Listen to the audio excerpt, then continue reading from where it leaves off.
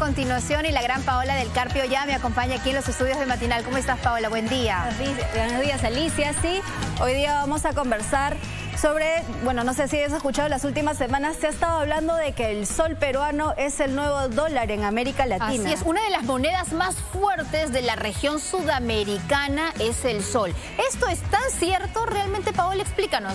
Es bastante cierto. Hemos construido a lo largo de los años, los últimos 30 años sobre todo, una fortaleza macroeconómica muy importante. Y de hecho, si vemos lo que está ocurriendo en este momento en otros países, en todos lados se mueve el tipo de cambio, ¿no? En todos lados aumenta el valor del dólar o baja, dependiendo del caso. Pero en el sol se ha mantenido relativamente estable y esto hace que muchos lo vean como un activo de refugio cuando hay incertidumbre. ¿Qué significa este primer cuadro? ¿Cuántas unidades monetarias compran un dólar? Así es.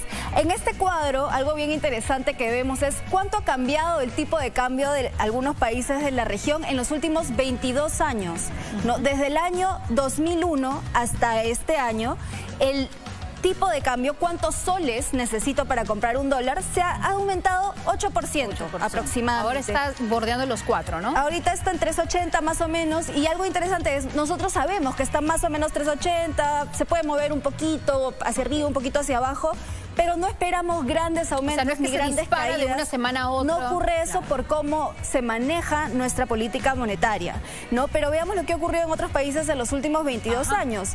En Chile, el tipo de cambio aumentó 48%. En México, en Colombia, en Brasil, estamos hablando de más de 100%. O sea, más que duplicado el tipo de cambio. ¿Qué significa esto? Que necesitan más de sus unidades monetarias, de su moneda, para comprar un dólar. ¿Y por qué porque va esa perdiendo variación valor tan abrupta? ¿Por qué se da? O sea, en realidad, en el políticos. tiempo, sí, el tipo de cambio tiene que ver con factores internos y factores externos, ¿no? La economía se mueve, pero en el Perú en particular, algo que tenemos muy importante, lo primero, un banco central de reserva independiente, muy técnico, reservas internacionales, de eso vamos a hablar en un minuto, y también esto de la flotación sucia, no sé si has escuchado. Cuando el tipo de cambio aumenta por algún motivo, para evitar que lo haga muy abruptamente, interviene el Banco Central. Para que no se dispare. Lo mismo cuando cae, porque la idea es que seamos relativamente estables. No cambiar la tendencia, sino mantener cierta estabilidad para que los agentes no se vean muy afectados. Avancemos entonces y sigamos revisando la fortaleza de nuestro sol. Así es, peruano. Un motivo de orgullo para nosotros en el Perú es este, ¿no? Nuestras reservas internacionales, que las maneja el Banco Central, son ese dinero que tenemos guardado, por ejemplo, en dólares o en oro, es los activos internacionales que tenemos guardados para hacer frente a la volatilidad en la economía. Cuando salen capitales, cuando sale mucho dinero en nuestra economía, el Banco Central puede hacer frente a esto. Cuando se mueve mucho el tipo de cambio, el Banco Central puede hacer frente a esto. Entonces, las reservas, tener bastantes reservas, también da la señal al mercado de que somos capaces de pagar nuestras deudas de corto plazo. Este 29.4% que tiene Perú, ¿qué significa?